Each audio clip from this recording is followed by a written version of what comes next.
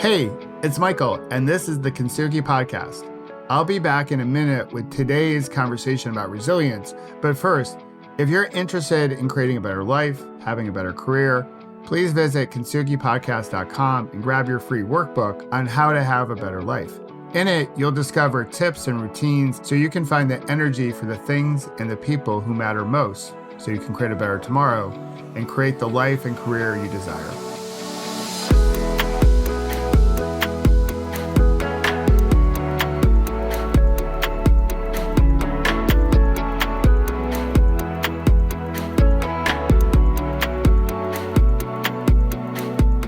Hey there, it's Michael, and today on the Kintsugi Podcast, another conversation about resilience. We're going to talk about my dad, who is resilient among other things that make him awesome sauce. But today, as I record this, it's his 84th birthday, which is worth a second awesome sauce, or maybe 84 of them. But I'll spare you from that. Now, growing up with the perspective of a child, I didn't think it was going to make it to 84. It seemed really old. But as I get older, it doesn't seem that old. But back then, he was a smoker. He quit smoking, which was one of the biggest days of my life. Both he and my mom smoked, and I have a thing against smoking. And so the day they did it, oh God, I was so happy. He also had high blood pressure, but it's under control now. In fact, the doctors have given him 2 enthusiastic thumbs up. He might be healthier today at 84 than he was, say, at 44. And given COVID and the fact that he lives in a senior center in upstate New York where we grew up that has a pretty strict visitation policy, I haven't been able to see him through the coronavirus. But we have been able to talk frequently. And this is one of the bright spots of being quarantined. I know a lot of us think like nothing good's coming out of this, but I do believe, as I've mentioned in the past, that this is happening for us, not to us. We just have to tap into our gratitude practice. And one bit of gratitude through the last, say, 5 months and change has been the frequency in which I get to talk to my dad and how that's changed our relationship for the better. Now, growing up, again, as a child, my perspective, narrow as it is for a child, I thought our relationship was solely built on sports. I thought the fastest way into his heart for me to get the love I so desperately wanted from him was to excel in sports. And many of the guys out there, you might also get this. And even some of the women, for your father's love, who knows that the fastest way into his heart may have been through sports, to excel at them, to get super good, to make him proud, all that jazz. And I tried, and I did all the sports, baseball, one of his true loves, bowling, probably his bigger love. And I was pretty good at bowling. I had my own bowling balls and shoes and shirts and all that jazz. But I quit when I was in high school because in America, in the US back then, you could smoke in bowling alleys. And since I have this thing against smoking, I quit for health reasons, even though I was pretty good. I was a pretty good bowler. I tried basketball, although being tall, not that good at that. So I got cut in high school. But I tried. I practiced, but I never thought I got good enough to get full on love from him, full gas love. And there was a time going back several years where I blamed my parents, both my dad and my mom, for not being the type of parents I felt I needed, which there's a spirit of privilege in there, a spirit of like a little spoiled brattiness. I didn't think they got me. And a lot of teenagers go through that where my parents, they just don't understand who I am. He wasn't into the sports I was starting to get interested in, namely cycling. Now he follows it. He knows enough, but following professional cycling in America is hard. It's pretty easy, but it's also pretty complicated. He never grew up with it. So we sort of divert back to the standard ones: football, basketball, baseball. But as I've gotten older, I've emptied that backpack, that blame backpack that many of us carry around with us, filled with rocks, grudges, blame for things that happened in the past. Somehow, some way, we still carry these around, even though they don't serve us very well. Well, I've emptied my backpack of blame. And our relationship has grown because we've grown.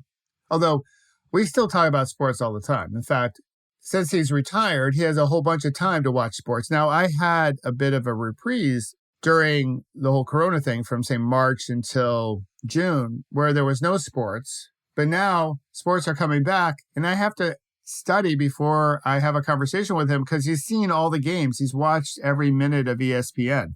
So in order to participate, I have to study before I call them because I just don't have the time that I once had to watch every game out there. And for me, I rather participate in the sport than watch it.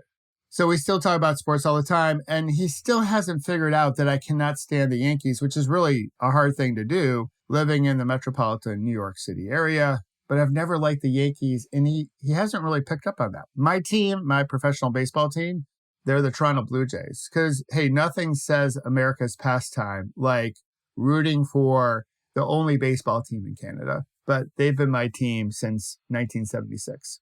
And I'm going to stick with them, even though we've had some tough luck over the years.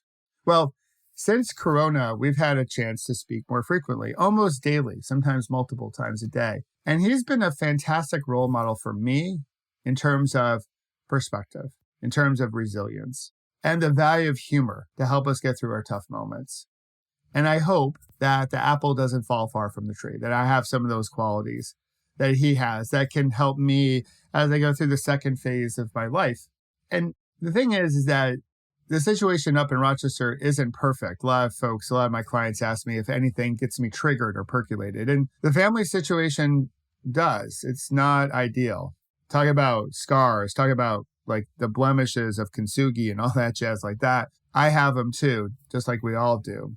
Sometimes family is some of the most difficult scars to deal with. I'm not going to get into all that during the Kintsugi podcast today, but suffice it to say is that my dad's been through a lot and he keeps on getting back up, and he has this perspective, even though he was in lockdown in a very small room where he couldn't even leave his room during all this coronavirus stuff.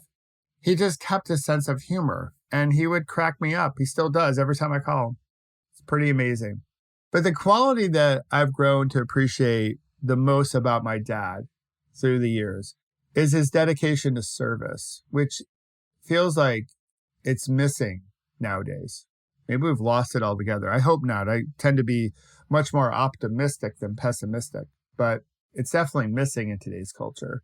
Professionally, he was in sales. I followed in his footsteps. He did nothing really. He didn't do glamorous sales. He didn't do tech sales or anything like that because there was no tech back then, really. He sold Seagrams, which for some people probably have come in handy from time to time during this whole coronavirus thing. He sold Seagrams to bars. He also worked for big moving van companies here in the States, like North America, American, and Global. He would help families move, create the next chapter in their lives. And he would always go above and beyond to help them. It would drive my mom crazy because it took time away from the house. And he would just drive all over the place, helping these families out when they most needed them, delivering boxes or tape or just calming their nerves, because he understood how difficult it was, a little empathy here in action, for those families to move their lives and their treasures across the country or maybe even across the town as they were trying to create a better tomorrow. And he was that calming force. He made them feel safe, that he was going to have their back. And he came of age in this country when sacrificing or serving others was commonplace. People sacrificed their time to help a neighbor. We knew our neighbors. Our neighbors knew our kids. We weren't necessarily nosy, but some people were probably nosy back then, but people were looking out for each other as opposed to just looking on their phones or looking at their phones. Companies sacrificed another dollar in profits to offer better service. Back then, you'd go to the gas station and people would pump the gas for you. You still have that happening in New Jersey. We still have full service, although it's not full service as it was when my dad grew up with old Texaco stations. Or citizens of this country sacrifice sometimes their lives to serve in our wars. And my dad was either too young or too old or mature to serve in those wars. But he served his community in so many different ways. He built this fantastic Peloton before I even knew what a Peloton was. He brought people together. He was a guy that everyone went to. Still is. Even in the senior center. He's like the spokesperson for the residents. He's like the mayor of the senior center. He's always in service. Always has been. And we need that more today. If we're going to be as productive as we can be in creating a better tomorrow through all this whole thing called Corona. Because whether we like it or not, and some don't, or know it or not, and some don't. We're all connected. This moment in time is something that we're all sharing together. The virus travels from person to person, country to country, one part of the globe to the next part of the globe. We're all sharing in this hardship. And really, we share so much more than just this moment. We have so much more in common than what separates us. And getting through this moment, I believe we need to take a page out of my dad's playbook. That is to be in service to each other. We need to sacrifice a bit. We need to act like we give a shift about each other, even when we disagree with each other. We're not going to agree on everything. We never have. We never will. But we don't have to get into these silos that prevent us from being in service to each other, to help each other out, to sacrifice a bit for each other. Now, let's just take wearing the mask. And to be honest, I hate wearing the mask. I'm tired of it. I'm tired of Zoom as well, as a whole bunch of people are. But I wear the mask for you, for us. And I believe this, that if we all showed up tomorrow in more service to one another, then maybe we can get out in front of this whole thing, at least here in the States, which we're not out in front of it. It feels like the tail's wagging the dog. If we show up in service of each other, that we sacrifice a bit for the greater good for each of us, then we can get past this. We can build that better tomorrow that I often talk about. And maybe, just maybe, this is selfishly speaking here, I'll get to see my dad again before his 85th birthday. So I hope you'll wish my dad, wherever he may be listening, a happy birthday. But I hope you'll take a page out of his playbook and be in service to others as you go forward this week or forward through the rest of the year, because I think we need that more now today than ever before. So if you have a question, or if you just want to leave a thank you or a happy birthday message rather to my dad, you can do so in the Kintsugi Podcast. If you type in your happy birthday message, I will be sure to send it to my dad. But if you have a question about almost anything, you can go to kintsugipodcast.com and leave your question there, and I'll do my best to get you an answer as quickly as possible. While you're there, you can check out my leadership academy called the Paceline Leadership Academy. It was built for leaders in the middle, aspiring leaders who want more out of life, more out of your career, and not in the typical corporate workshop type of way. There's nothing like it out there. And I hope you'll check it out. And maybe you wish to join us as we complete 2020 and think about starting 2021 in better shape, having a better year next year than we did this year, which hopefully won't be that hard to do because this year has been a doozy, but there have been bright spots. And I also want to remind you to check out, or hopefully you'll join us on the 27th of August at 5 p.m. Eastern for a conversation webinar, if you will, called Breakaway from Burnout. I'll put the link to sign up in the show notes. I've felt it from so many people in Europe, Canada, the US, a lot of my clients, where folks are just on the edge. They're close to burning out because of all this.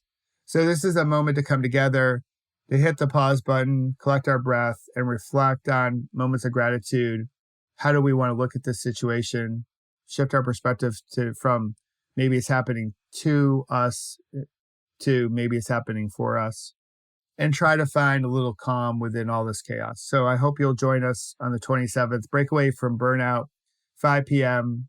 for a nice little conversation, a great way to end the day if you're on the East Coast, or get through the middle part of the day if you're on the West, or finish your day if you're, say, in Europe, where a lot of our listeners are. So with that, I'll thank you for listening and subscribing and leaving a comment. I hope you'll share the Kintsugi Podcast and the conversations that we have about resilience with others in your Peloton. And until next week, I hope everyone stays healthy. Of course, I want you to have fun storming the castle, and I will wish my dad happy birthday one last time. Happy birthday, Dad. We love you, even though you like the New York Yankees. We'll talk to everyone next week. See you.